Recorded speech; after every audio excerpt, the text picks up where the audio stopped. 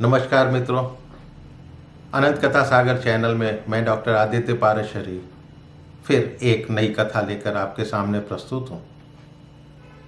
ये कथा एक भारतीय वीरांगना को लेकर है। साल था 1555, जब पुर्तगाली सेना कालीकट, बीजापुर, दमन, मुंबई जीतते हुए गोवा को अपना हेडक्वार्टर बना चुकी थी।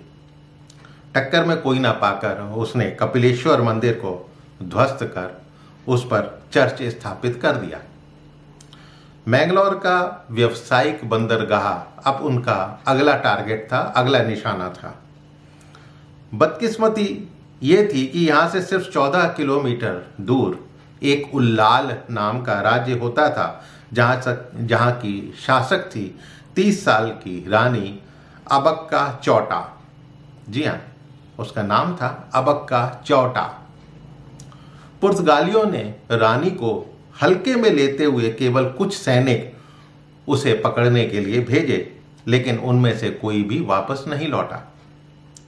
क्रोधित होकर पुर्तगालियों ने अब अपने एडमिरल डॉम एल्वेरो द सिल्वेरा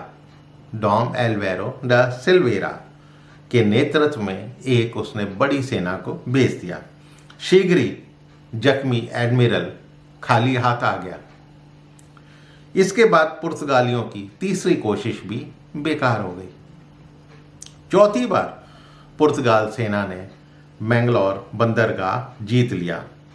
सोचा कि यहाँ से रानी का किला जीतना आसान होगा, और फिर उन्होंने यही किया। एक उनका जनरल था जाओ पिक्सिटो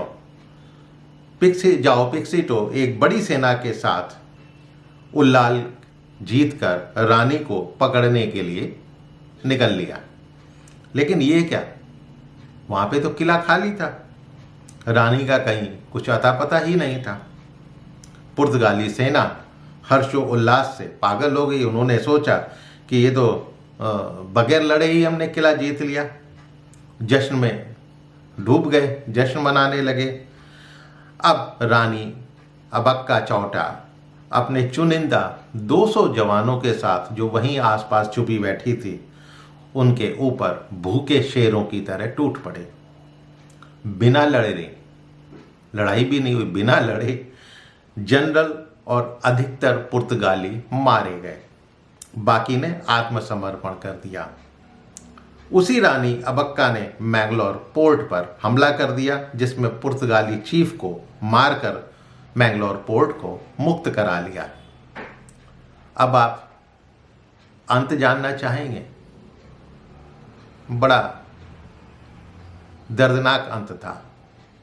रानी अबक्का के देशद्रोही पति ने पुर्तगालियों से धन लेकर उसे पकड़वा दिया और जेल में रानी विद्रोह के दौरान मारी गई। क्या आपने कभी इस वीर रानी अबक्का चौटा के बारे में कहीं सुना है या पढ़ा है?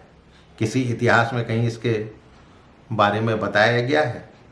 4 दशकों से विदेशी आतताइयों से वीरता के साथ लड़ती रही हमारी पाठ्य पुस्तकें चुप हैं। अगर यही रानी अबक्का यूरोप या अमेरिका में पैदा हुई होती तो उस पर पूरी की पूरी किताबें लिख दी गई होती। कहानी से 2 बातें साफ हैं। हमें हमारे गौरवपूर्ण इतिहास से जानबूझकर वंचित रखा गया है।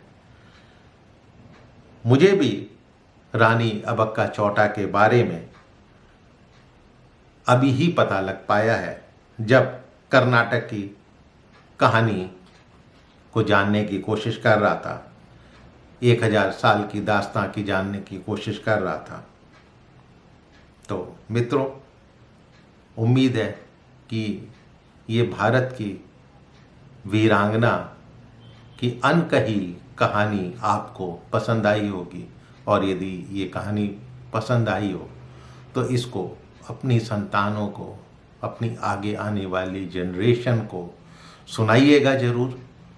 और मेरे चैनल को सब्सक्राइब करना मत भूलिएगा। फिर मिलता हूँ किसी नए किस्से कथा कहानी के साथ। तब तक के लिए आपसे आज्ञा चाहता हूँ।